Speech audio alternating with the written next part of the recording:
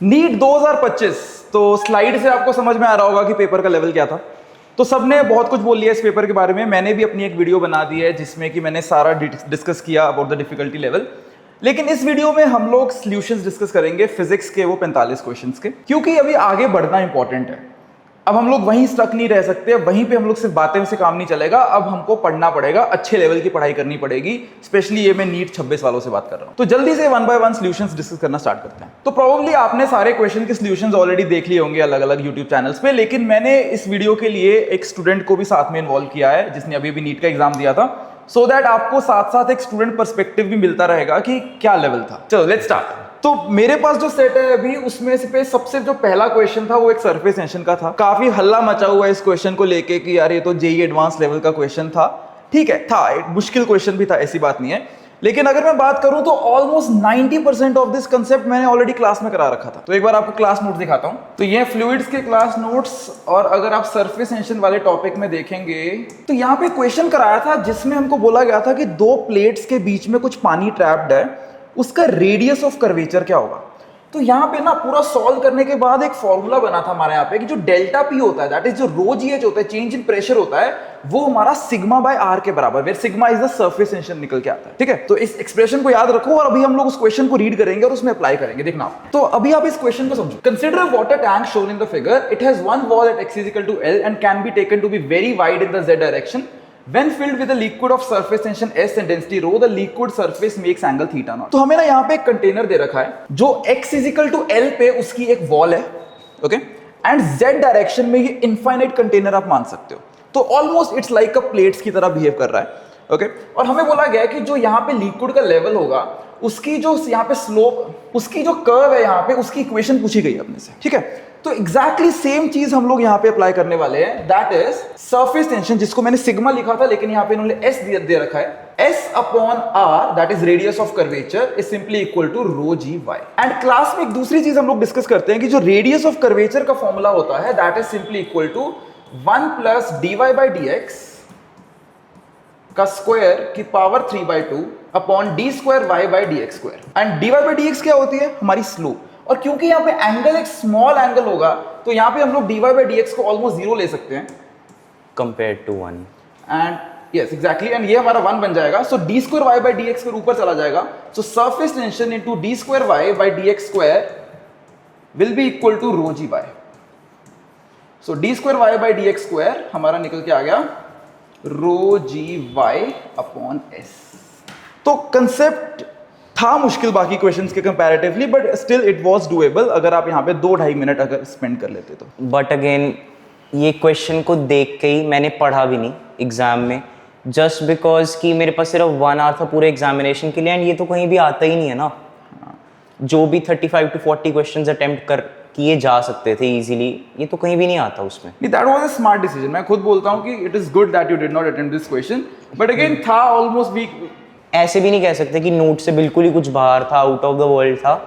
अगर टाइम होता, या फिर आप कह लो कि अगर 44 क्वेश्चंस इजी होते और ये आ जाता, तो इट इज क्वाइट पॉसिबल कि सॉल्व हो जाता एग्जाम में, बिकॉज चीजें सारी करवाई रखी हैं क्लास में। Question number 2, a microscope has an objective of focal length 2 cm, eyepiece of focal length 4 cm and the tube length of 40 cm. If the distance of distinct vision of eye is 25 cm, the magnification in the microscope is. तो जब भी हमको question में mention नहीं होता है तो हम लोग नॉर्मल एडजस्टमेंट वाला केस लेके चलते हैं। और नॉर्मल एडजस्टमेंट माइक्रोस्कोप में जो, हाँ नॉर्मल एडजस्टमेंट लेंगे ना, because it is not mentioned in the question. Okay, so ये डिस्टिंक्ट विजन वाला जो इन्होंने पार्ट दिया है, सिर्फ कंफ्यूज करने के लिए दिया है। एग्जैक्टली।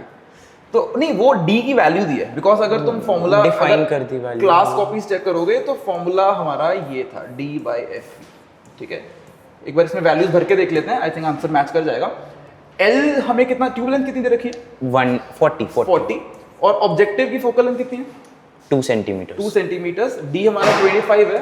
एंड आई पीस की फोकल लेंथ, आई पीस की हमारी 4 सेंटीमीटर। 4 सेंटीमीटर। तो ये हमारा 10 पे चला जाएगा, एंड यू कैन सी 5 पे चला जाएगा। 5 × 25 125। तो ये आंसर बन के आएगा। चलो अगले क्वेश्चन पे बढ़ते हैं। तो question number 3, an electron mass and charge दे रखा है, moving with speed this much is injected into an magnetic field perpendicular to its direction of motion. We wish to apply a uniform electric field E through which the magnetic field, so that the electron does not deflect from its path. तो ये तो question सब लोगों ने बहुत easy class है। Copy में कर रखा होगा। And this is one of those questions जो देख के इतना पैराग्राफ लग रहा है, बट है one of the few questions जो सिंगल स्टेप क्वेश्चन है। हमारा जो एक केस रहता है जिसमें E, B and V all are mutually perpendicular and v की डायरेक्शन सेम रहती है for a specific value of velocity. v is equals to e by b and ये डायरेक्ट लगा के हमारा आंसर आ जाता है। इसमें डायग्राम बनाना चाहोगे, यही है वेलोसिटी, इलेक्ट्रॉन, इलेक्ट्रिक फील्ड के कारण फोर्स इसमें नीचे लगेगी, इनटू द प्लेन हम मैग्नेटिक फील्ड को रख लेंगे ताकि ऊपर हमारी एफ बी लग जाएगी, नीचे हमारी एफ ई लग जाएगी। एक बार कैलकुलेशन कर दो, ये कंसेप्ट तो सबको पता होता है। कैलकुलेशन हमारा यहाँ पे इन्होंने स्पीड हमें कैलकुलेशन इजी करने के लिए c बाय 100 दे दी है, it is equal to c by 100 and e is basically e is equals to 3 into 10 power 6 multiplied by b की वैल्यू हमारी 9 into 10 power minus 4। यस, तो 3 into 10 to power 6 यहाँ पे c by 10 लिखा है इसने। 10 की पावर 2 10 की पावर 2 पैरेलल गलत हो गई ऑप्शन। हाँ, तो पर ये हमारा टिक हो गया। करेक्ट, सही है। तो ठीक कर दिया था ये वाला, ये कर दिया था ठीक मैंने। चलो सही है। तो काफी बच्चे इसको क्वेश्चन को देख के छोड़ दिया कि बहुत बड़ा है क्वेश्चन, बट ये वन ऑफ दोस क्वेश्चन था जो आपको करना था एक्चुअली में। आई वुड से कि इस पेपर में 30 क्वेश्चंस ऐसे थे जो कि आप अगर सही यूटिलाइज करते तो आप 30-35 क्वेश्चन 1 आवर में कर सकते थे, बट अगेन वही है कि हैंड पिक करना वो एक बहुत बड़ा टास्क था इसको। हैंड पिक करना, विद इन 15 मिनट्स रीड करके आइडिया लेना, that was the hard part. हाँ, तो अगला क्वेश्चन है देयर आर 2 इंक्लाइंड सर्फेसेस। ये तो क्लास में कर रखा है, बड़ा ही स्ट्रेट फॉरवर्ड सा क्वेश्चन होता है कि हमारे पास यहाँ पे 2 सर्फेसेस हैं, 2 इंक्लाइंड सर्फेसेस हैं। तो लेट्स से हमारे पास एक ये है, एक ये है, एक इनमें से स्मूथ है, एक रफ है। तो जब अगर यहाँ पे एक ब्लॉक है उसके डाउनवर्ड एक्सेलरेशन उसको मिलेगी g sin थीटा अगर स्मूथ है, लेकिन अगर यहाँ पे एक रफ सरफेस ले लोगे तो उसको जो एक्सेलरेशन मिलने वाली है that is going to be g sin theta minus कर देंगे न्यू जी cos थीटा। ठीक है जी। और यहाँ पे जो टाइम निकल के आएगा that is going to be 2√2 times l upon acceleration. पहले केस में आ जाएगी g sin थीटा और दूसरे केस में जो टाइम लगेगा that is going to be 2l upon. But sir मैं बताऊं तो ये सब हमारे पास सोचने का टाइम नहीं था, तो मैंने एग्जाम में क्या किया, L हमारा सेम है, टाइम हमारा ट्वाइस है, तो एक्सेलरेशन 4 टाइम्स होनी चाहिए, g sin theta is equal to 4 times of g sin theta minus mu g cos theta. Exactly and हमारा यहाँ से 0.75 निकला। एग्जैक्टली वही चीज है कि बच्चों को पहले एक बार T1 T2 निकाल लिया, फिर आपको T2 को डबल कर देना, ये जो T2 टाइम है ये डबल रख देना है T1 से, तो एग्जैक्टली यही चीज बनेगी यहाँ से and then you can solve to get your 0.75 answer. तो आई थिंक ये वाला इजी क्वेश्चन था, I think most of the बच्चों ने कर लिया होगा। फिर उसके बाद अगले क्वेश्चन बढ़ते हैं, kinetic energy of 2 similar cars A and B are 100 joule and 125 joule respectively. तो 2 कार्स आ रही हैं 100 जूल और 225 जूल रिस्पेक्टिवली, उनके पास काइनेटिक एनर्जीज हैं। On applying brakes car A stops after 1000 metre and car B stops after 1500 metre. मतलब दोनों के ऊपर हमने कुछ ना कुछ फोर्स लगाई है जिनके कारण वो सर्टेन डिस्टेंस के बाद जाके रुक गए। तो बेसिकली हमको उनके ऊपर कुछ वर्क करना पड़ा उनकी काइनेटिक एनर्जी को कम करने के लिए, right. So if FA and FB are the forces applied by the brakes, तो clearly हम लोग यहाँ पे यूज कर सकते हैं कि जो चेंज इन काइनेटिक एनर्जी हुई है, फर्स्ट ब्लॉक की काइनेटिक एनर्जी जो 100 जूल से चेंज हुई है उसके ऊपर एक वर्क लगा है, दैट इज जो फर्स्ट फोर्स है FA मल्टीप्लाई बाय जितना उसने डिस्टेंस ट्रेवल किया है दैट इज 1000। करेक्ट। और दूसरे वाले के ऊपर अगर हम फोर्स, ऑब्वियसली रिटार्डिंग फोर्स लगेगी, मतलब नेगेटिव फोर्स होगी, ऑपोजिट डायरेक्शन में फोर्स लगानी पड़ेगी, will be equal to into 1500 that is equal to उसकी काइनेटिक एनर्जी 225 जूल्स। ठीक है जी। तो डायरेक्टली आपको डिवाइड कर देना है FA अपॉन FB, दोनों को डिवाइड करोगे FA अपॉन FB, 1000 बाय ये हो जाएगा 2/3 एंड 100 बाय ये हो जाएगा 4/9। यस, तो ये 2 और ये 3 पे चला जाएगा। Yes, I think FA upon FB 2/3 आना चाहिए। तो this should the current passing through the battery in the given circuit. I would से देखो जिस हिसाब का ये पेपर था ना उसके हिसाब से ये भी इजी क्वेश्चंस में काउंट कर सकते हैं। ठीक है, तो जैसे कि आप देख सकते हो ये WSB बैलेंस WSB क्यों, क्योंकि देखो 2.5 को 3 से मल्टीप्लाई करो 7.5 एंड 5 को भी 1.5 से मल्टीप्लाई करते हो 7.5, तो ये एक बैलेंस बीट्स बन गया। तो ये हमारा यहाँ से कैंसिल आउट हो जाएगा। अब देखो ये 2.5 और 1.5 ये दोनों सीरीज में आ गए, कितना हुआ 4। और 5 और 3 कितना हो गया 8 तो 4 और 8 पैरेलल 8 by मतलब 3. 8/3 हमने किया हुआ राइट r और 2r हमेशा 2r/3 देगा तो 8/3 तो 8/3 में 1/3 अब ये सारे सीरीज में आ चुके हैं 8/3 और 1/3 हो जाएगा 3 राइट Yes, 3 हाँ, 3 आ में जाएगा। 1.5 और 5.5 ये जोड़ दोगे हमारा 7 आ रहा है, 7 + 3 10 आ गया। Get slack at some point p making an angle तो यहाँ पे कुछ थीटा आई थिंक थीटा दे रखा है तो Angle, थीटा हाँ, from the horizontal the ratio of the speed v of the bob at देखो ये क्वेश्चन थोड़ा लेंथी क्वेश्चन है एस क्लास में करा रखा है बट द पॉइंट इज कि ये पूरे क्वेश्चन को सॉल्व करने के लिए बच्चे को यूजुअली 3-3.5 या मे बी 4 मिनट तक लग जाएंगे पहले यहां से लेके यहां तक तुम अपना कंजर्वेशन ऑफ एनर्जी लगाओगे और इस पॉइंट पे आके क्योंकि स्प्रिंग स्लैक हो रही है आपको टेंशन को जीरो कर देना तो जो बाहर की तरफ जो फोर्स है दैट इज mv²/L उसको बैलेंस कौन कर रहा है mg sin theta. mg sin theta तो mg sin थीटा हमारा यहाँ पे mv²/L के बराबर है तो यहाँ पे मेरे पास v² की वैल्यू आ चुकी है gl sin थीटा ठीक है जी अब यहां से शुरू से लेके यहां तक कंजर्वेशन ऑफ एनर्जी लगा देते हैं तो शुरू में पार्टिकल के पास सिर्फ एक काइनेटिक एनर्जी है और बाद में जाके वहां पे जाके उसके पास कुछ वेलोसिटी बचेगी तो कुछ काइनेटिक एनर्जी बची रह जाएगी दैट इज हाफ mv² और रिमेनिंग उसके पास जो है पोटेंशियल एनर्जी आ जाएगी that is mg1 plus sin theta I hope ये भी समझ में आ जाएगा कैसे देखो this is L and this is L sin theta अच्छा तुमने बना दिया ठीक तो L sin थीटा तो mgl 1 प्लस sin थीटा अब आपको कुछ नहीं करना ये v² को उठा के यहाँ पे पुट कर देना है so that is going to be gl sin theta तो half m v0² is equal to half m gl sin theta plus mgl plus mg plus mgl sin theta right mgl sin theta फिर से plus mgl sin theta ठीक है जी तो ये बन चुका है ठीक है अब यहां से हम लोग निकाल लेंगे v0²। m and n cut कर दो 2 से मल्टीप्लाई कितना बन जाएगा v0²? v0² बन जाएगा हमारे पास 3gl sin थीटा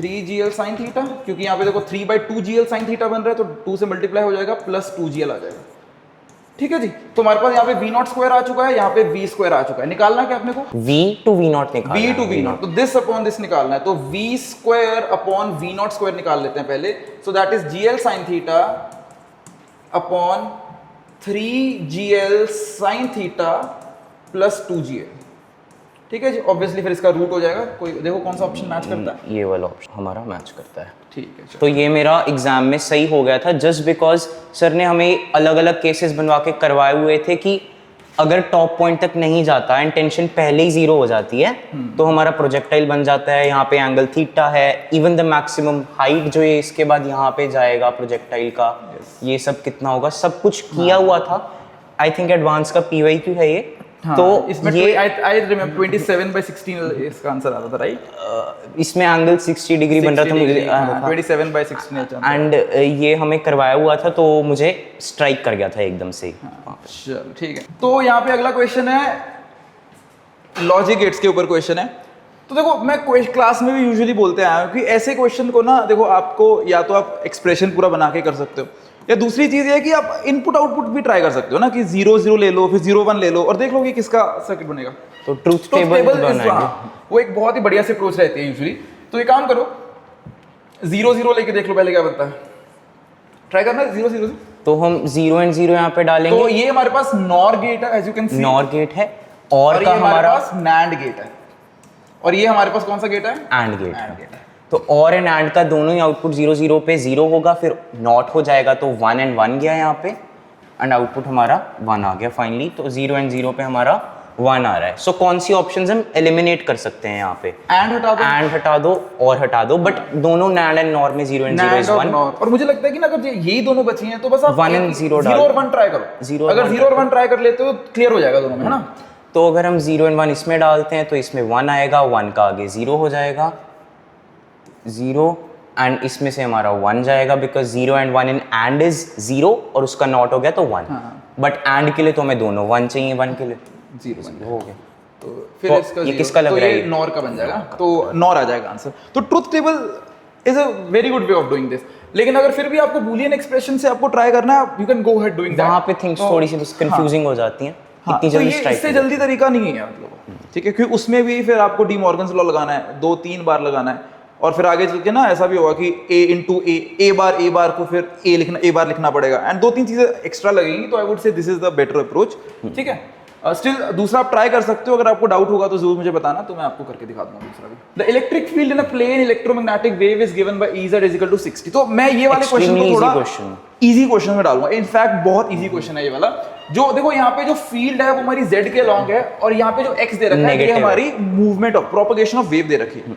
तो हमको पता है कि जो हमारी मैग्नेटिक फील्ड, इलेक्ट्रिक फील्ड और प्रोपगेशन ऑफ वेव तीनों परपेंडिकुलर होती है, तो ऑब्वियसली जो मैग्नेटिक फील्ड है वो हमारी y में होने वाली है, तो दो ऑप्शंस तो वैसे ही कट जाएंगे यहाँ से, ये हटा सकते हो, z वाला काट लेते हैं।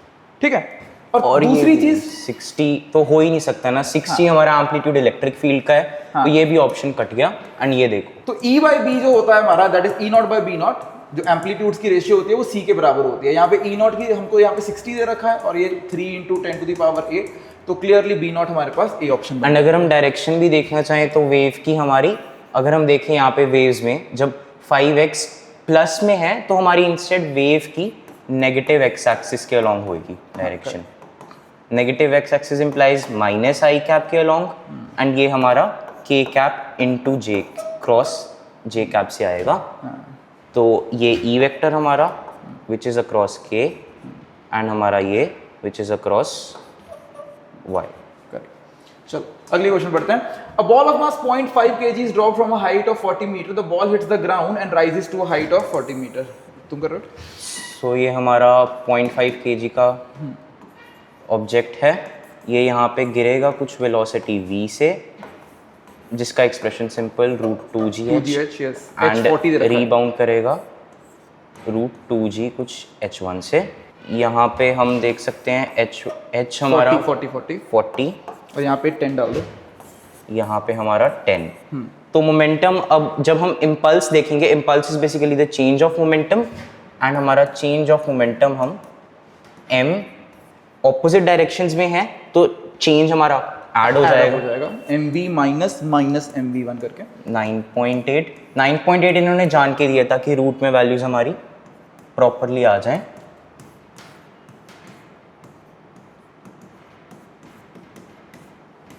ठीक, तो डायरेक्टली आंसर लिख देते हैं। आई थिंक इसको सॉल्व करके हमारा 21 बनता है, 21 बनेगा। तो आई थिंक ये कैलकुलेशन आप खुद से कर लोगे, इट्स वेरी सिंपल कि m * दोनों की वेलोसिटीज ऐड अप कर दो। बट यहाँ पे अगर आप 10 लोगे तो आप कंफ्यूज हो जाओगे, 9.8 लेना जरूरी है ये।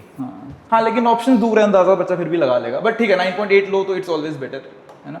दिए दे रखा है, इट्स फॉर रीजन। चलो अगला क्वेश्चन, आई थिंक सबसे स्ट्रेट फॉरवर्ड क्वेश्चन है ये वाला जो है। तो A से B तक हमको रीच करना है, तो अगर मैं स्टार्ट करता हूँ A से, तो simply VA minus LIL/dy/dt minus हम इसलिए लेंगे, हाँ वो चलो -5 और -IR is equal to VB। तो यहाँ पे बस वैल्यूज पुट करनी है।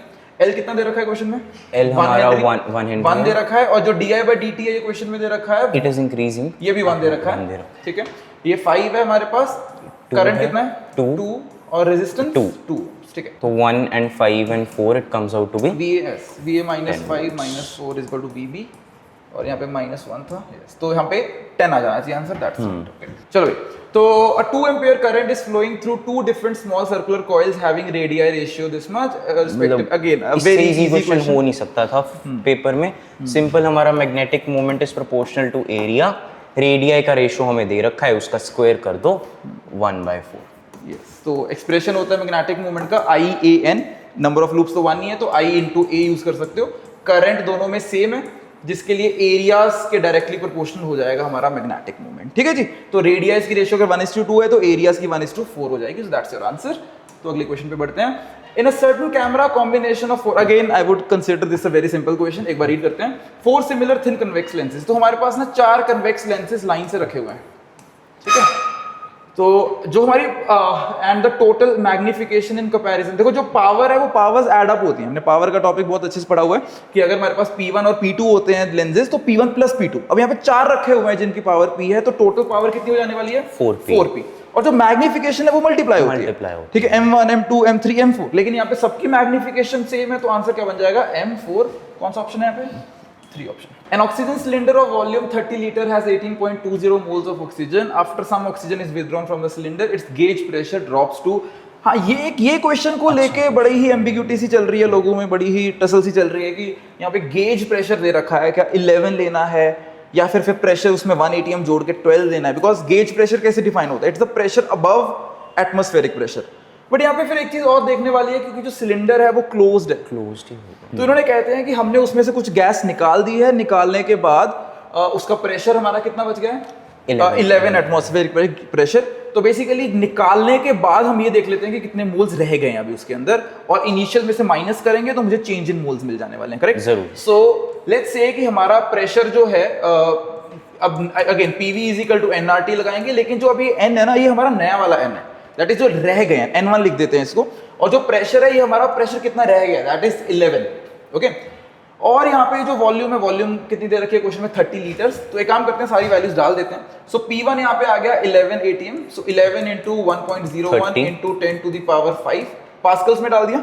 जो वॉल्यूम 30 लीटर दे रखी है, तो मीटर क्यूब में 30 into 10 to the power -3 number of moles निकलेंगे यहाँ से। R की वैल्यू कुछ प्रोवाइड 100/12 दे रखी है, 100/12। और टेम्परेचर कितना है हमारा 27, मतलब 300 केल्विन। तो 13.84 मोल्स आ रहे हैं। चलो यहाँ नहीं 13.84 आया, मैंने तो एग्जैक्ट इसको कैलकुलेट किया, बट इट्स फाइन। तो 13.84 नंबर ऑफ मोल्स आ गए, ओके। इनिशियली कितने मोल्स दे रखे हैं, 18.20।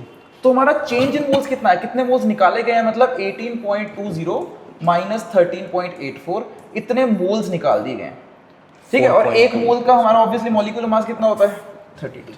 तो ग्राम्स में ये समथिंग 150 ग्राम के आसपास आ रहा है। 4.36 मल्टीप्लाइड बाय 32, तो ये आई थिंक 150 ग्राम, तो ऑब्वियसली 0.156 kg आ जाएगा, ठीक है। तो 0.156 kg के आसपास आता है। लेकिन मजेदार चीज ये है यहाँ पे कि अगर आप इसको 12 लेके चलोगे ना, तो फिर आपका आंसर 0.116 आ जाएगा। तो उन्होंने गलती करने के बाद जो ऑप्शन बनता है ना, वो भी दे रखा है। अब प्लानिंग देखो पेपर को कैसे डाला गया। तो लेकिन आई वुड से कि इसका आंसर ये होना चाहिए, बट लेट्स सी कि ऑफिशियल आंसर की वेट करते हैं कि वो लोग क्या लेके चलते हैं। तो अगला क्वेश्चन है हमारा यहाँ पे, इन सम एप्रोप्रिएट टाइम। अच्छा, ये क्वेश्चन ना एक PYQ में लगभग सिमिलर सा क्वेश्चन आ रखा है। तो इसमें चेन रूल यूज होता है। अच्छा, ये x2 ये x स्क्वायर है, x स्क्वायर प्लस x। तो यहाँ पे हमारे पास time in form of position दे रखा है। तो हमें पूछा गया यहाँ पे एक्सेलरेशन, ठीक है जी।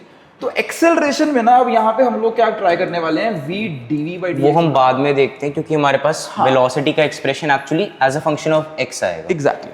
तो हम यहाँ पे चेन रूल लगा रहे हैं, dt is equal to 2x dx plus dx, dx/dt हम dx कॉमन ले लेंगे यहाँ से, dx/dt is equals to 1/2x plus 1। तो ये हमारा बेसिकली वेलोसिटी का एक्सप्रेशन आ गया। मैं कर देता हूँ। तो इसको हम वेलोसिटी है यहाँ पे हमारे पास 1/2x प्लस 1।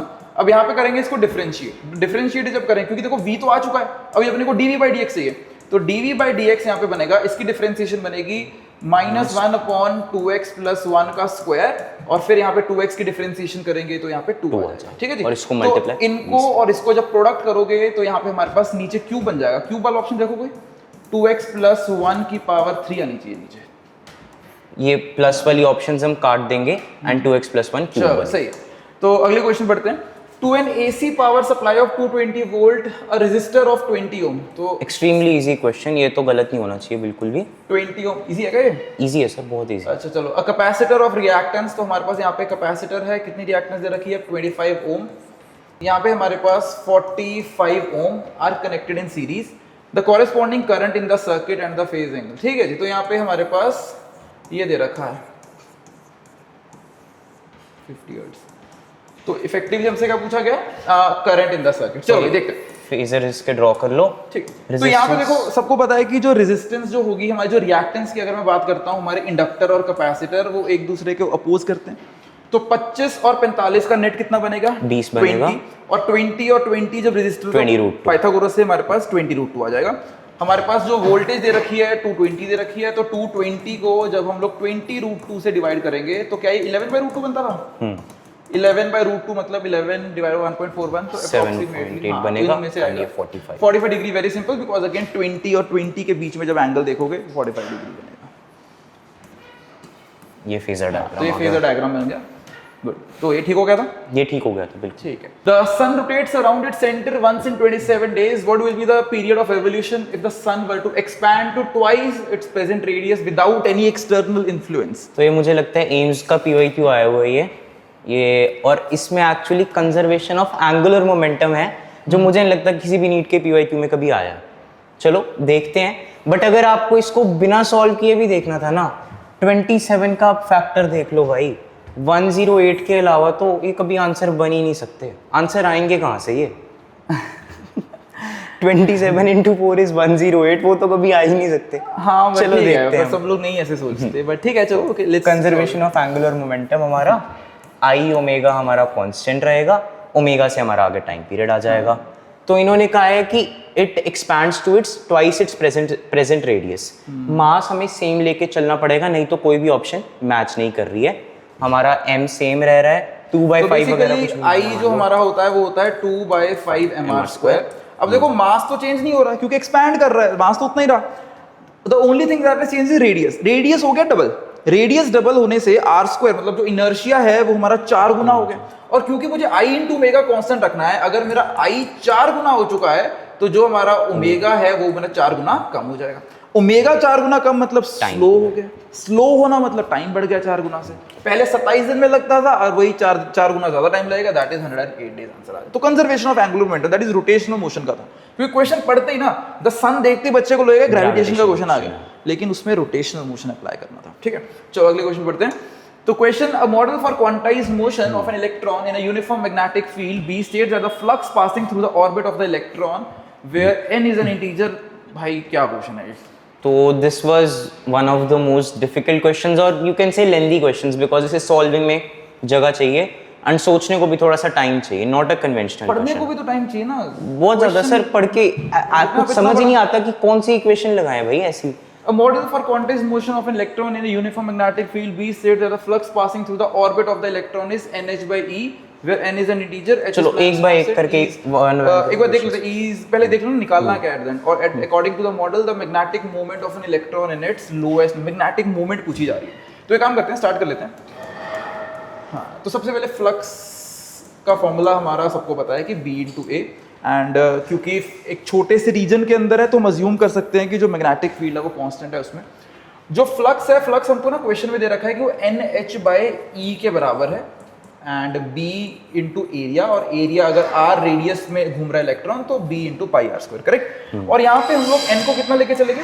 n को हम 1 लेके चलेंगे बिकॉज लोएस्ट एनर्जी स्टेट है हमारा। एग्जैक्टली तो ये हमारी पहली क्वेश्चन हो चुकी है।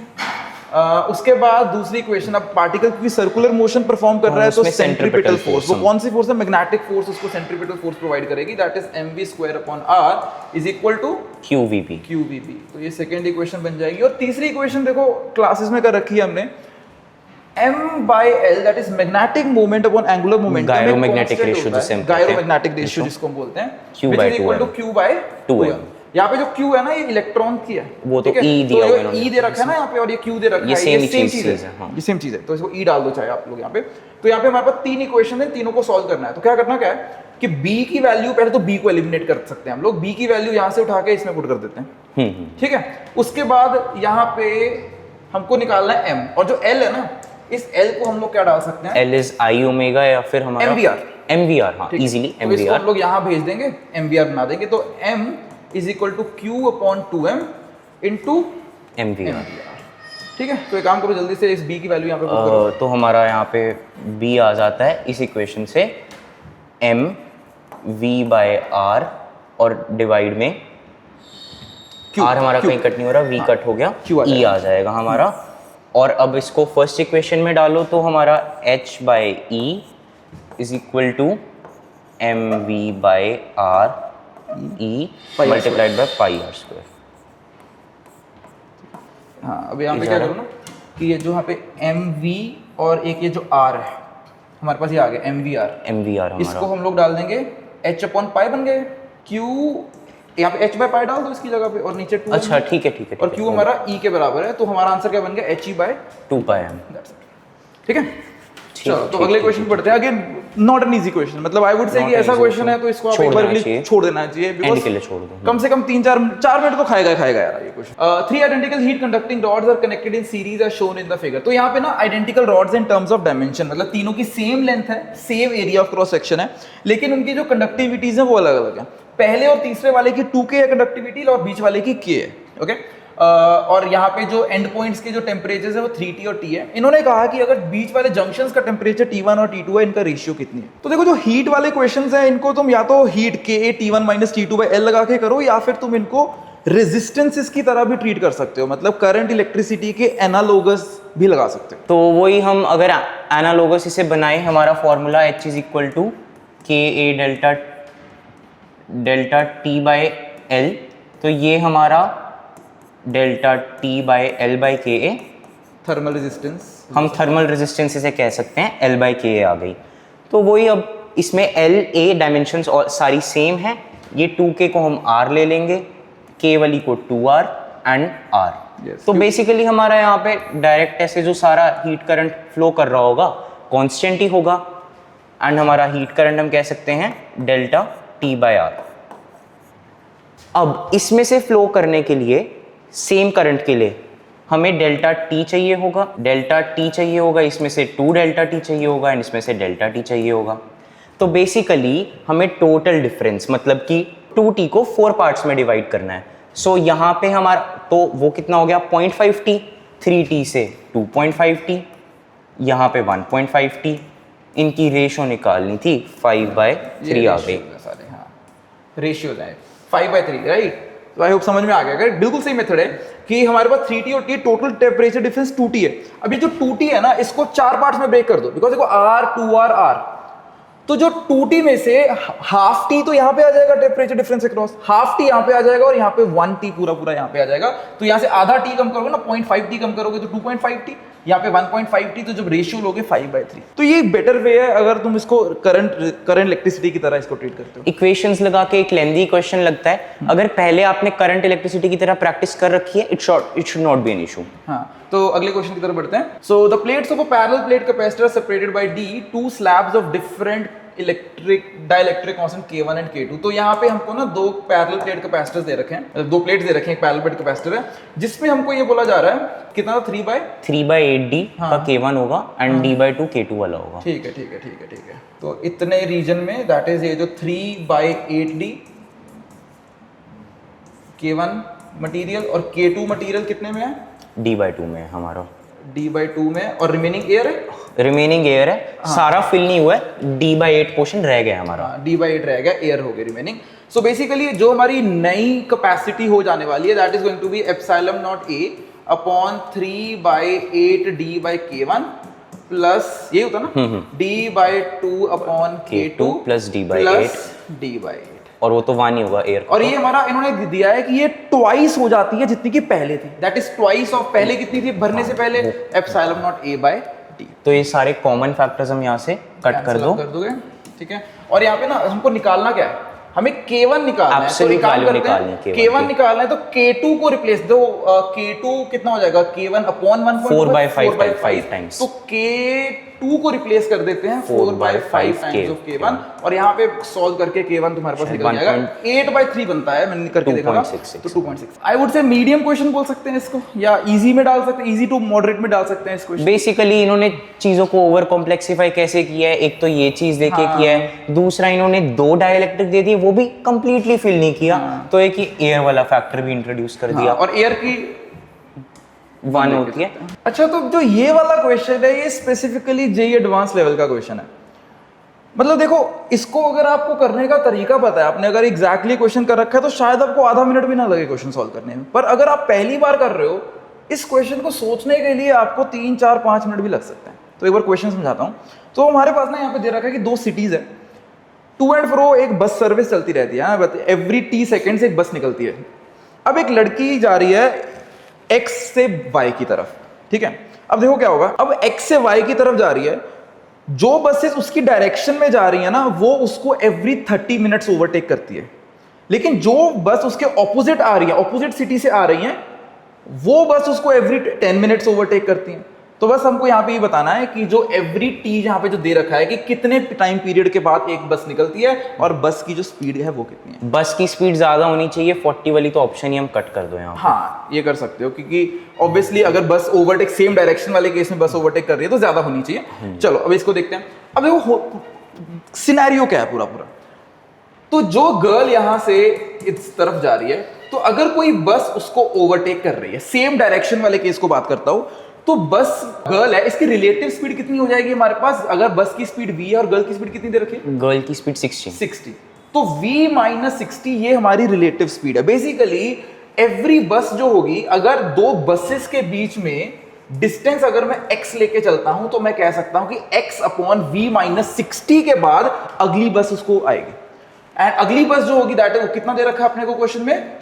30 मिनट्स पे दे रखा है। लेकिन जो बसेस उसी की डायरेक्शन में जा रही हैं, अगेन डिस्टेंस x है हर एक कंसेक्यूटिव बसेस के बीच में, तो x, लेकिन अब जो स्पीड है इन दोनों की स्पीड क्या हो जाएगी? रिलेटिव स्पीड एड अप हो जाएगी। तो it will be x upon v plus 60 and जो टाइम दे रखा है वो 10 दे रखा है। ये थोड़ा थोड़ा वो अपस्ट्रीम डाउनस्ट्रीम क्वेश्चन थोड़ा जैसा थोड़ा है। यस, आप कह सकते हो कि अपस्ट्रीम डाउनस्ट्रीम जो 10th क्लास में मैथ्स में करते हो, बिल्कुल वैसा क्वेश्चन है। तो दो इक्वेशंस हैं, दो वेरिएबल्स हैं, तो डिवाइड कर दो दोनों को। तो v है तुम्हारे पास वो 120 निकल के आएगा, ठीक है जी।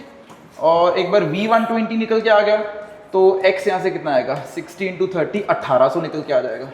x बाई v टाइम निकालना है, अगर जो टाइम पीरियड क्वेश्चन में पूछा है time period, that is x upon v 1800 by 120 15 आ जाएगा, ये आ जाएगा। तो सर इसमें हम कुछ ऑप्शंस वगैरह डाल के कर सकते हैं? इसमें कर सकते हो, बट वही है कि टाइम उसमें और ज्यादा लग जाएगा। देखो सीधी बात है, तो जिस बच्चे को ऑलरेडी पता है कैसे करना है उसके लिए ये क्वेश्चन मुश्किल नहीं है। बट ये क्वेश्चन आई वुड से कि पहली बार सोचना एग्जाम में इट्स टफ। तो यहाँ पे हमको दे रखा है uniform rod of mass 20 kg and length 5 metre leans against smooth vertical wall. अच्छा ये स्मूथ दे रखी है, वर्टिकल वॉल हमारी स्मूथ है, फ्रिक्शन सिर्फ नीचे ही लगेगी। फ्रिक्शन है, तो ये वाला क्वेश्चन तो एग्जैक्टली क्लास में किया हुआ हमने। हाँ ये तो मतलब पेपर के लेवल के हिसाब से एक इजी क्वेश्चन है। तो डायरेक्ट क्वेश्चन हो गया। तो मान लो भाई नीचे से एक n1 लग रहा है, और मैंने याद होगा सेम वैल्यूज भी ली थी यहाँ पे, नीचे हमारे पास mg लग रही है, और नीचे स्लाइड करना चाहेगी तो फ्रिक्शन हमारी बैकवर्ड लग जाएगी।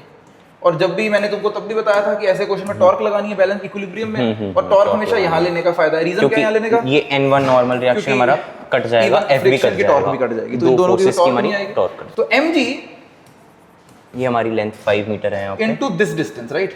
तो mg मल्टीप्लाई बाय ये जो डिस्टेंस है यहाँ पे, डिस्टेंस कितना है? 60 डिग्रीज ये है, ये है 60 है, तो फिर ये 2.5 हो जाएगा। तो क्या मैं इसको l by 2 sin 30 बोल सकता हूँ? 5√3/2 ये लेंथ l by 2 cos 30 बोल लेते हैं इसको, ठीक है। सो l by 2 नहीं L√3/2 cos 30, L रूट, हाँ ठीक है, ठीक है ना? ठीक है mg into l by 2 cos 30 is equal to यहाँ से जो n2 है उसके लिए मुझे पूरी ये लेंथ लेनी पड़ेगी।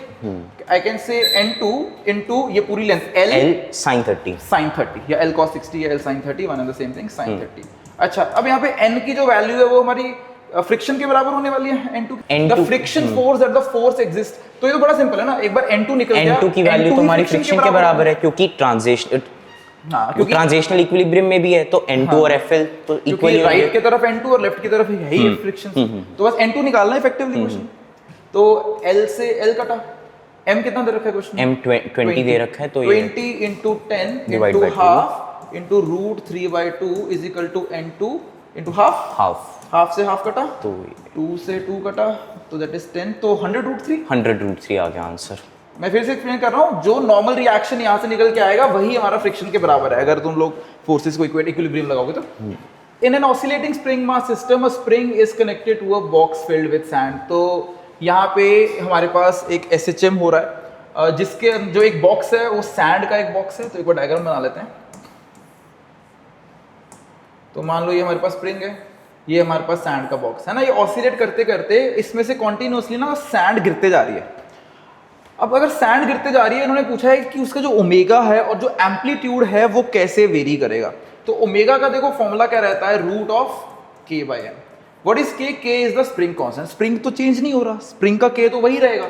तो जैसे जैसे सैंडबैग का मास कम होता रहेगा हमारा ओमेगा बढ़ता रहेगा। तो हाँ, तो डी ऑप्शन को तो आप हटा सकते हो। ये बाकी सब में बढ़ रहा है, अभी तीनों की तीनों है। एम्पलीट्यूड की बात करते हैं। अब एम्पलीट्यूड देखो, अगर एक मूविंग बॉडी में से कुछ पार्ट्स अगर गिरने लग जाएंगे तो मतलब part of the kinetic energy गिरने लग गई है, तो काइनेटिक एनर्जी हमारी कम हो रही है, मतलब जो total energy of the system है वो हमारी कम होना स्टार्ट हो गई है। और टोटल एनर्जी का फॉर्मूला क्या रहता है? हाफ के ए स्क्वायर। अब यहाँ पे जो k है, k again that is spring constant, that is not changing. अब हाफ के स्क्वायर अगर कम हो रहा है तो डेफिनेटली क्यों कम हो रहा है? बिकॉज एम्पलीट्यूड कम हो रहा होगा। तो कौन से ऑप्शन में हो रहा है? इस ऑप्शन में हो रहा है, तो ये सेकंड इसका करेक्ट रहेगा। A balloon is made of a material of surface tension s and it's inflation outlet. ठीक है जी, तो ये एक बहुत बड़ा सा क्वेश्चन है। इवेंचुअली ये क्वेश्चन पढ़ने का तो कोई फायदा नहीं है, ये यूनिट डायमेंशन का क्वेश्चन है। एक्चुअली दो वेरिएबल्स भी अगर आप निकाल लो ना, a एंड अल्फा, तो आपका आंसर इसमें आ जाता है, वो भी हम निकाल लेते हैं। ठीक है, पहले देख के लगता है लंबा होगा, इतना नहीं है। चलो करते हैं। तो यहाँ पे ये t क्या दे रखा है अपने को? टी अपने को टेंशन दे रखी है, नहीं, force टाइम unit। है। टाइम है, ओके टाइम, s है tension, okay. Time T1 is equal to surface tension mt-2। हाँ जी, mt-2 अल्फा, और a एरिया है, हाँ। तो L2 इंटू बीटा। बीटा, और आगे रो है ml-3 गामा, एंड r हमारा रेडियस ही है, तो L डेल्टा। तो मुझे ऐसा लगता है कि हम लोग अगर सीधे मास से देख लें, क्योंकि इधर तो मास जीरो है, alpha plus gamma is equal to 0। Alpha plus gamma, क्योंकि मास यहाँ से आ रहा है अल्फा और मास यहाँ से आ रहा है गामा, तो ये हमारा जीरो होना चाहिए। एक बार अल्फा एंड गामा का हमारा बिल्कुल इक्वल एंड अपोजिट होना चाहिए। नहीं, ये भी नहीं बन रहा, नहीं भी माइनस हाफ। हाँ, ये वाली ऑप्शन बन जाती है हमारी। एक ही बनती है? एक ही बनती है, ये देखो। अच्छा। ये भी नहीं बन रहा, ये भी नहीं बन रहा। क्वेश्चन दिखने बस में मैंने लग रहा है। ए एंड अल्फा निकाल के कर लिया था। अच्छा, ए निकाला था, मैंने शायद अल्फा एंड गामा से किया था। कुछ और भी कर एक ही ऑप्शन बन रही थी बेसिकली, जैसे मैंने L किया के साथ था। भी डील कर सकते हो ना, जैसे L की पावर कितनी दे रखी है यहाँ पे? 2 beta 2 beta plus 3 gamma plus delta is equal to, plus delta is equal to. ये मैंने वेरिफिकेशन के लिए यूज की थी। हाँ, कर लेना चाहिए, it's always a good practice. Consider the diameter of a spherical object being measured, तो इसकी तो बहुत प्रैक्टिस करी है वर्नियर कैलिपर्स की। तो वर्नियर कैलिपर्स में अच्छा ये जीरो एरर भी दे रखा है, जीरो एरर भी दे रखा है। एक बार फाइनल रीडिंग पे चलते हैं। तो फाइनल रीडिंग उन्होंने कहा है, इन्होंने बोला है कि the diameter is main scale reading हमारी 5 सेंटीमीटर 5 सेंटीमीटर है, और लीस्ट काउंट तो मैं देखो दिख ही रहा है, 10 VSD 9 MSD वाला 0.01 सेंटीमीटर याद, वो सबको याद याद ही कि है अगर वो तो, 0.1 सेंटीमीटर है और मेन 9 और 10 वाला जब देते हैं तो वो 0.01 आ जाता है। हाँ, वो तो 5 प्लस VSD कितना है? 8 इंटू 0.01, एंड हमारा पॉजिटिव एरर है हमारा, तो माइनस 5.08 बना, लेकिन इसमें से क्योंकि पॉजिटिव जीरो एरर है तो हमें माइनस कर देना है, वो माइनस करना 0.1।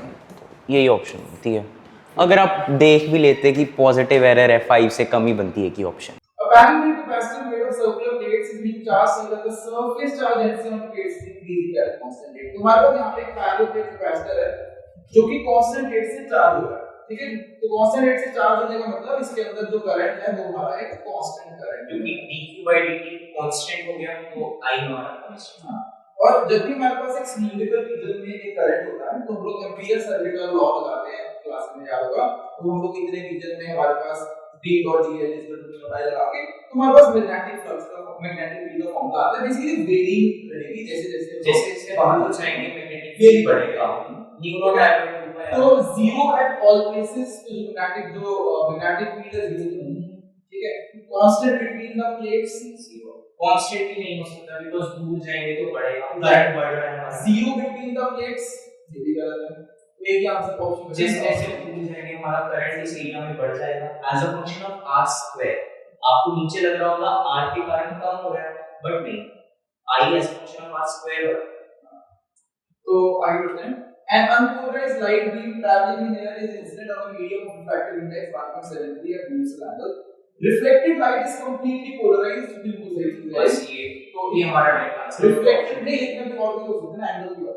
Reflected light is partially polarized, both reflected transmitted light is completely polarized। Transmitted हमारी पार्शियल पोलराइज होती है एंड रिफ्लेक्टेड, बट अगर वो 60 डिग्री से निकालना है तो I जो होता है वो tan इनवर्स म्यू के बराबर होता है ब्रूस्टर एंगल पे, और tan इनवर्स म्यू मतलब 1 tan inverse root 3 which is 60 degree, और I हमारा हमेशा रिफ्लेक्शन एंगल के बराबर है। तो आगे this is one of the easy question, it's easy question है बराबर। 2 आइडेंटिकल, अच्छा ये ना यहाँ पे ये 2 है, तो ये हां, चलिए तो कुछ लिखा ना ये आंसर ऑप्शन नहीं है। ये क्वेश्चन आज हमने कर रखा है कर रखा है एग्जामिनेशन सेम करना होता है मतलब 4 से डिवाइड करना होता है यूनिट ऐसा नहीं ये अल्फाबेट है हां तो ये हमारे पास q और q चार्ज ठीक है जी तो हम डायरेक्टली ना चार्ज डायरेक्टली ट्रांसफर करते हैं तो इनको एक सर्टेन डिस्टेंस पे रख के टेस्ट फोर्स लग रही है तो हमारे पास यहाँ पे एक अनचार्ज एक पार्टिकल है इसको हम लोगों ने पहले इसके साथ टच कराया जब इसके साथ टच कराओगे तो इसके पास भी q/2 हो जाएगा कुछ इसके पास भी क्योंकि पोटेंशियल इक्वल कर रहे हैं चार्ज इक्वल ही करना है आइडेंटिकल पार्टिकल आइडेंटिकल तो ये जो q/2 है फिर हमने क्या किया उसको हम लोगों ने ले जाके इसके साथ टच करा दिया ठीक है ये कॉन्टैक्ट छोड़ दो अब इसके साथ जब हम टच कराएंगे तो टोटल इनके पास 3q/2 तो आधा फिर से बढ़ जाएगा दैट इज 3q/4 इसके पास आ जाएगा और 3q/4 तो इस पे चार्ज हाफ हो गया एंड दूसरे पे चार्ज 3/4 हो गया डिस्टेंस सेम ही है टोटल फोर्स 3/8 easy बन रहा है अब containers in the chamber of volume v1 is equal to this much v2 is equal to this much separated by a partition made of this the chambers containing 5 moles and 4 moles respectively p1 1 p2 2 p2 when the partition is removed तो ये तो हमने class में क्या करा होगा ना जो प्रेशर ऑफ मिक्सचर होता है वो p1 v1 plus p2 v2 upon v1 plus v2 होता है तो यहाँ पे नंबर ऑफ मोल्स की जरूरत नहीं है तो p1 कितना हमारे पास 1 और वॉल्यूम कितनी है 2 और v2 कितना है 2 और v2 कितनी है 3 अपॉन v1 प्लस v2 कितना हो गया हां v1 प्लस v2 कितना हो गया 5 तो बेसिकली आइसोथर्मल प्रोसेस हो रहा है पार्टीशन रिमूव करी 8/5 1.6 अगेन relatively easy चलो अगले क्वेश्चन पे आते हैं a particle of mass m is moving around the origin with a constant force f pulling it towards the origin this is over what is good expression describe its motion the radius r of the nth orbit and the particle is ठीक है and ये sir paper में मैं solve करके बहुत question को मैं बता दूंगी तो बोहर मॉडल इन्होंने कहा है तो मतलब हम उसका जो पोस्टुलेट है nh/2π = mv ये तो पक्का ही यूज होता है और दूसरी चीज कांस्टेंट फोर्स दे देंगे कांस्टेंट फोर्स मतलब f जो हमारी mv/r है ये कांस्टेंट अगर f कांस्टेंट है तो कांस्टेंट ही होगा v/r भी कांस्टेंट होगा मतलब v² प्रोपोर्शनल टू r अब यहाँ पे हम सीधे रात के जैसे हम हमारा जो है हम इसको कह सकते हैं r को v² कह सकते हैं मतलब v³ proportional to n and हमारा v प्रोपोर्शनल टू n की पावर 1/2 ऑप्शंस देख लो v ये कट गया ये भी कट गया दो ऑप्शंस बच गई v² प्रोपोर्शनल टू ये देखिए v की डायरेक्शन सीधा ऐसा देखो ना तुमने जैसे यहाँ पे इसको ऐसा करो कि v प्रोपोर्शनल टू r होता है ना उसी को यहीं पे डाल देते हैं तो तुम कहोगे कि r to the power root r डालोगे इनटू r की पावर 3/2 प्रोपोर्शनल टू n आ गया ना तो सीधे ही बोलो कि r proportional to n to the power 2 है बस उससे बाद और कोई ऑप्शन नहीं बनता चांस फैक्टर है कोई हमारा तुम v पहले निकाल हां कोई भी पहले निकाल लोगे ऑब्वियसली अगर v पहले निकालोगे तो दो ऑप्शन बचेंगे वो में कौन सा फिर r निकालना पड़ेगा बाय चांस दिख गया कि आप निकालोगे दोनों हां ठीक है the radius of Martian orbit around the sun is about 4 times the radius of the Martian the following is length of year तो ये तो I think t² by r t² for r is equal to constant लगना है तो वही है 4 times का 8 times के साथ बनता होता है 687 को 8 से डिवाइड कर देते हैं ये लगा लेना आप लोग इतना तो आपको और ये 847 अराउंड 6 के आसपास तो ये फॉर्मूला बेस्ड क्वेश्चन है Kepler's law ये भी एक body weight this is a very easy question the gravitational force experienced in the body due to the earth at a height of equal to 1/3 the radius r/3 तो एक और definite formula लगा लेते हैं g upon 1 plus h by r का whole square correct g upon 1 plus height कितनी दे रखी है r/3 r/3 upon r का whole square that is so इसे भी रेशियो से ही देखें r से 4r/3 हो गया ये हमारा 9/16 यहाँ पे हमारे पास 9/16 निकल जाएगा वही 9/16 multiply by 48 करोगे so your 27 आंसर आ जाएगा यस बढ़ जाता है अब वायर ऑफ रेजिस्टेंस आर ये इजी क्वेश्चन है थोड़ा तो मैं समझाता हूं wire of resistance R is cut into 8 equal pieces तो ईच कितनी हो जाएगी r/8 तो इन्होंने कहा कि जो 4 r/8 को हमने पैरेलल में लगा दिया E 4/8 है, ये सारे 8 के 8 R/8 है। जब ये R/8 4 पैरेलल में आ जाएंगे तो R का 32 बन जाएगा, ये भी R का 32 और जब C में हो जाएगा तो R/64, R/32, R/16, अच्छा option and I was using R/8 होगा। हाँ तो R/16 हो जाएगा। तो डी ब्रॉगली देते हैं अपने electron orbiting in the n is equal to 2 इसमें भी सिर्फ कैलकुलेशन ही थी, इक्वेशन तो बस इतनी ही 2 r is equal to n lambda लगाना है यहाँ पे, एंड इससे हमारा आंसर आसपास आ ही जाता है। तो कर लेते हैं solve. 2 into 3.14 multiplied by 0.052 into n square by z, ये उधर करते हैं z तो हमारा 1 एंड n और इधर लैम्डा ही निकालना है, लैम्डा ही निकालना है। ये हमारा n हमारा 2 दिया हुआ है यहाँ पे, तो ये 4 हो गया, 4 into 0.05 अराउंड 2 हो गया, 0.05 हो गया, 0.2 into 3.14 0.6। हाँ तो इसको 5 से डिवाइड करना है। An electric dipole movement this much aligned with the direction of, ये तो वाला क्वेश्चन करें, इजी क्वेश्चन है कि हमारे पास एक डायपोल है, उसको हमने रोटेट कर दिया और with respect to the change in potential energy कितनी चेंज होगी। तो पोटेंशियल एनर्जी का जो फार्मूला होता है वो होता है माइनस पीई cos थीटा। तो इनिशियली वो अलाइंड विद द डायपोल है, तो minus PE cos 0 minimum energy that is minus PE energy. लेकिन जब उसको 60 डिग्री पे कर दिया तो minus PE cos 60 that is minus PE by 2। तो जो चेंज आया है वो कितना है, पीई बाय 2 का चेंज है, 20 आ जाएगा, 20 डिवाइडेड बाय 10 तो a आपका 10 का मतलब p और e दे रखा है तो दूसरे का हां 10। a constant voltage of 50 volt, हां यहां पे वायर लगी हुई थी, यस ये वायर लगी हुई थी, इसके बीच में ना करंट निकलता है। तो आई थिंक सो ये इजी क्वेश्चन में कंसीडर करेंगे, कंसीडर करेंगे। अच्छा तो अपना ये वाला क्वेश्चन एग्जैक्टली डीसी पार्ट में दे रखा है विद सेम वैल्यू। अगर मैं आज लेटेस्ट एडिशन वाली बात करता हूं 2025 वाले में, तो ये क्वेश्चन बिल्कुल last question of your gearing of the diagram medical book में, और लेवल 2 जो नॉन मेडिकल वाली जो डीसी पार्ट है उसमें लेवल 2 में क्वेश्चन आई थिंक 48 के आसपास का दे रखा है। Exact same value, same question, same option, उसका आंसर आई थिंक 2 एमपीएस निकल के आ रहा है। जल्दी से हम सॉल्व कर लेते हैं। तो ना बुक में जो सॉल्यूशन देखोगे उसमें क्या कर रखा है, इनमें 3 लूप, ये वाला लूप और ये बाहर वाला एक लूप है, इसमें लूप एनालिसिस लगा रखा है। तो वो उससे बेटर तरीका बताएंगे। तो उसमें क्या है कि i1 मैंने क्या कर रखा है, उसमें i1 ले लिया, i2 ले लिया, i2 i1 लेके i3 लेके वो लूप एनालिसिस लगा के 3 इक्वेशन सॉल्व कर दी। बट वो लगाने का यहां पे कोई इतना फायदा नहीं है। हां इक्विवेलेंट रेजिस्टेंस निकालो, करंट निकालो। हम क्लास में पढ़ते हैं कि जब भी कोई चीज दो जंक्शन वायर से जुड़े तो उनको ज्वाइन कर सकते हो। जब तुम उनको ज्वाइन करोगे तो 1 और 3 पैरेलल में आ जाएंगे, हमारा 1 and 3 पैरेलल में आ गया और ये सीरीज में है 2 की डायरेक्टली। तो ये हमारा 3/4 बन जाएगा और ये 2 और 4 बनेगा 4/3 बन जाएगा, ठीक है। और ये फिर इफेक्टिवली सीरीज में आ जाएगा, 3/4 + 4/3 करके कितना बनेगा 9 25/12 बन गया। और 50 को जब टोटल से डिवाइड करोगे 50 + 25/12 करोगे तो 24 एम्पीयर आ जाएगा। यहां से हमारा टोटल 24 एम्पीयर। अब इस 24 को हम पैरेलल वाले कॉम्बिनेशन डिवाइड करेंगे। अब 24 को अगर मैं बोलता हूं कि 1/3 ओम है, 4 पार्ट्स में ऊपर हमारा 18 एम्पीयर, नीचे 6 है। और वेरीफाई कर लो 18 into 1 और 6 into 3 और सिमिलरली यही 24 एम्पीयर 2 और 4 में बढ़ेगा। मतलब अगर इधर रेजिस्टेंस डबल है उधर करंट डबल होगा, तो मतलब इधर जाएगा 16 एम्पीयर और इधर जाएगा 3 पार्ट्स में। इसकी जरूरत नहीं पर फिर भी इधर जाएगा 8 एम्पीयर। अब देखो यहां पे लगाओ इसके, अगर 18 करंट अंदर आ रहा है 16 बाहर जा रहा है तो रिमेनिंग 2 एम्पीयर यहां से जाता होगा।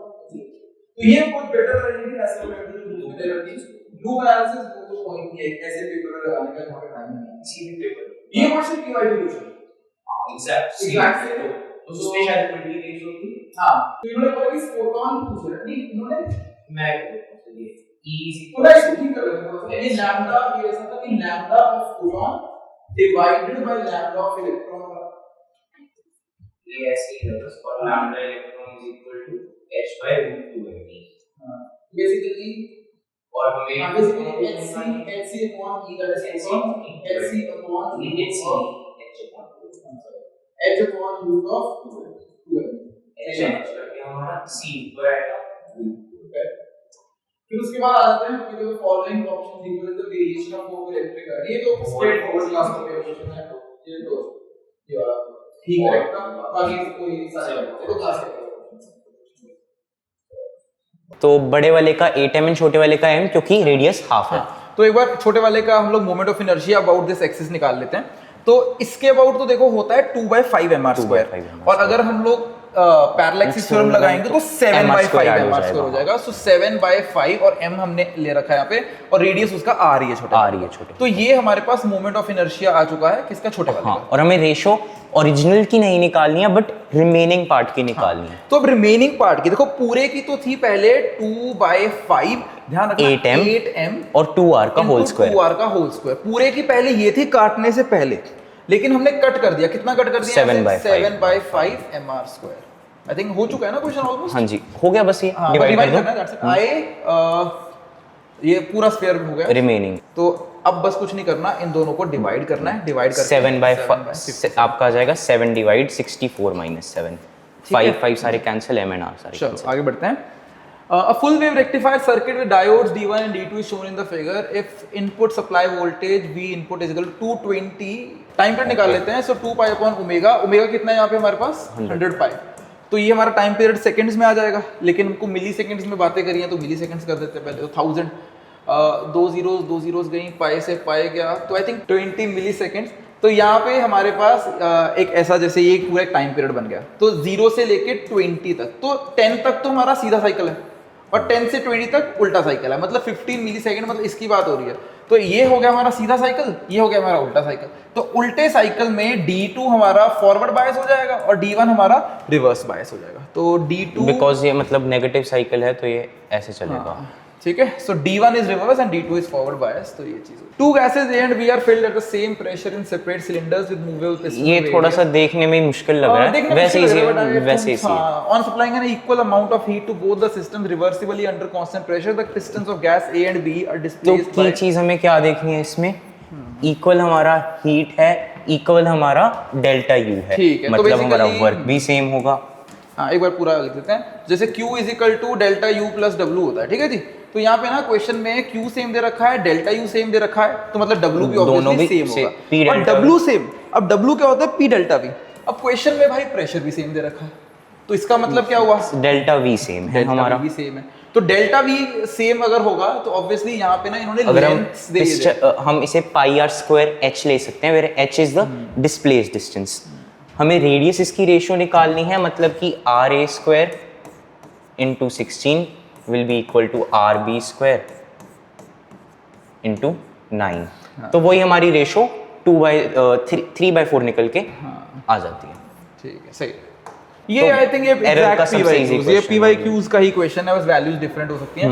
तो इन्होंने बोला है कि भाई देखो A में 1% है, अब A क्यू है, सबको पता है कि अगर पावर 3 होती है तो 3 से मल्टीप्लाई हो 3 जाएगा, से मल्टीप्लाई कर दो, 1%। फिर 2 इंटू 3 तो यहाँ पे स्कोर 2 पावर है, सो 2 इंटू B की कितना है? 3% हो गया।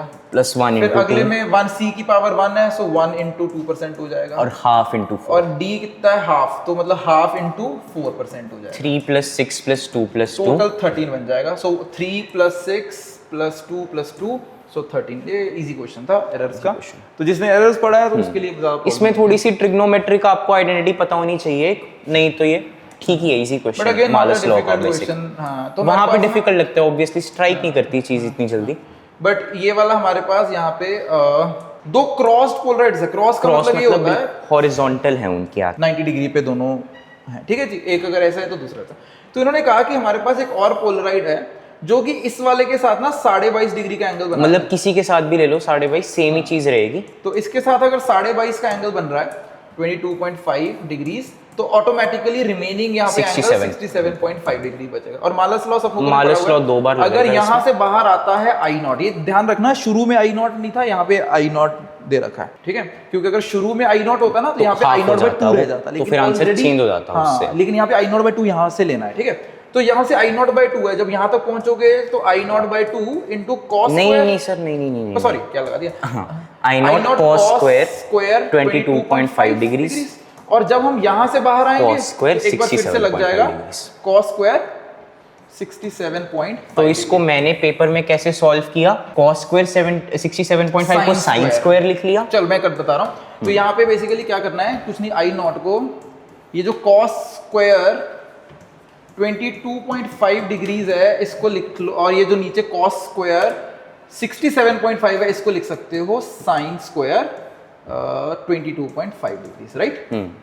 और फिर इसी चीज को हम लोग ऐसा लिख लेते हैं कि I naught into sine 22.5 into cos 22.5 2/2 कर दो जैसे मर्जी और पूरे का होल स्क्वायर है बेसिकली, राइट। Whole square. तो अगर मैं ऊपर नीचे 2 और 2 से मल्टीप्लाई करता हूँ, ठीक है, ये हमारी पूरी की पूरी Correct. आइडेंटिटी बन जाती है। I naught into 2 sine a by 2 2 sine theta by 2 cos theta by 2 is sine theta, so that is sine 45 degree. Basically hint क्या इन्होंने दिया था, 22.5 था, हमें वैल्यूज तो पता नहीं है, तो उसको 45 में कन्वर्ट करना था, so- तो कोई 2 थीटा वाली आइडेंटिटी ही लगती। सो यहाँ पे 1/√2 इंटू 2 जो है यहाँ पे, तो आई नॉट बाई 8 बन जाएगा। I0/8 बन जाएगा। ठीक है जी, तो कितने हो गए? 43। 2 क्वेश्चन बाकी हैं, तो जल्दी से इनको, ये भी इजी क्वेश्चन है हमारा बहुत। So two identical point masses P and Q suspended from two separate massless springs of spring constant K1 K2 oscillate vertically if their maximum speeds are the same, मतलब A omega same, right? A1 omega 1 is equal to A2 omega 2। तो A1 by, इन्होंने AQ by, तो basically A2/1 AQ upon AP पूछा है, so that is going to be omega P/ओमेगा Q। Mass same दिया, mass same दिया, identical point masses हैं, KP upon KQ by M, तो हमारा रूट K1/K2 आ जाएगा। हाँ, root K1 by K2। Easiest question of the exam I would say. हाँ, आई थिंक सो ये इजीएस्ट मतलब ये फोटो इलेक्ट्रिक इफेक्ट वाला छोड़ दो तो ये इजीएस्ट क्वेश्चन है। A pipe open at both ends has a fundamental frequency f in air। जब open at both end होती है तो that is c by 2l fundamental frequency। उन्होंने कहा जब पाइप को हमने डिप कर दिया वर्टिकली, जब पानी में डुबो दोगे तो ऊपर वाला तो एंड ओपन रहेगा लेकिन नीचे वाला क्लोज हो जाएगा। अब जब अगर तुम्हें द फंडामेंटल फ्रीक्वेंसी निकालनी होगी तो वो c/4 लगना स्टार्ट हो जाएगा, 4 into लेंथ। लेकिन क्योंकि आधी पानी में डुबो दी है तो रिमेनिंग कितनी रहेगी लेंथ, वो भी l/2 होगी, तो दैट इज l/2। तो भले ही फॉर्मूला हमारा 2 से 4 बन गया लेकिन लेंथ भी हमारी l/2 से ये बन गई, तो अगेन c/2l ही आ गया आंसर। तो इसका भी आंसर क्या है? f आ जाएगा, तो चेंज नहीं होगी। डिप करने से ओपन की क्लोज हो गई और हमारे पास यहाँ पे लेंथ भी आधी हो गई है।